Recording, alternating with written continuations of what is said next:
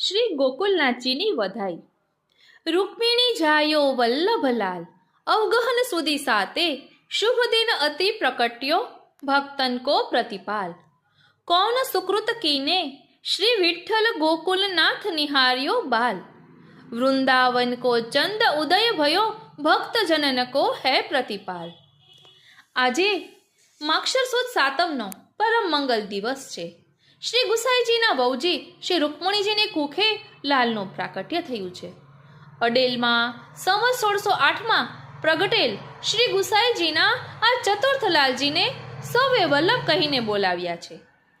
આપશ્રીના પ્રાકટ્ય સમયે શ્રી રૂકમણીજીના પાસે રહેલા શ્રી ગુસાઈજીના કૃપાપાત્ર કૃષ્ણદાસીએ આનંદથી કહ્યું, મેરો ગોકુલનાથ આયો।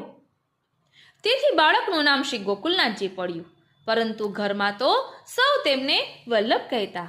તેથી જ કવિ અહીં કહે છે, માક્ષર સુદ સાતમનો અતિ શુભ દિન છે, કારણ કે આજે ભક્તોના પ્રતિપાલ, ભક્તોનું રક્ષણ કરનારા, પાલન કરનારા પ્રકટ્યા છે।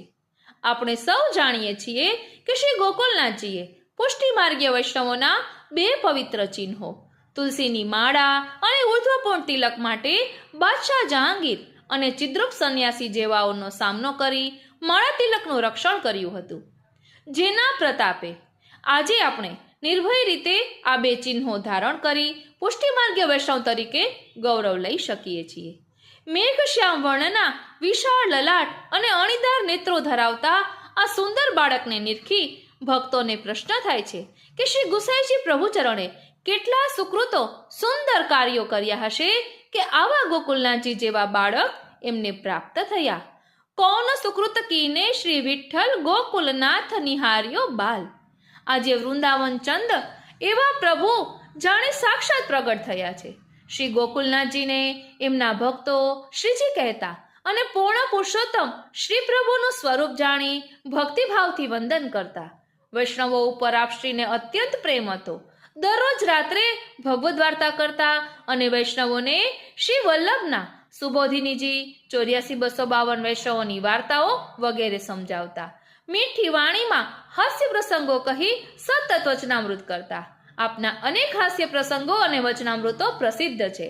સત્સંગ અને વચનામૃતો દ્વારા ભક્તોને પોષણ આપી તેમના ભાવભક્તિનું રક્ષણ કર્યું। શ્રી ગુસાઈજીના નિત્ય લીલા પ્રવેશ બાદ બધા ભાઈઓના પરિવારોને અને પુષ્ટિ માર્ગને જાળવવાનું, સાચવવાનું, માર્ગદર્શન આપવાનું કાર્ય આપશ્રીએ કર્યું। તેથી છેલ્લી પંક્તિમાં કવિ કહે છે, આજે વૃંદાવનનો ચંદ ઉદય થયો છે,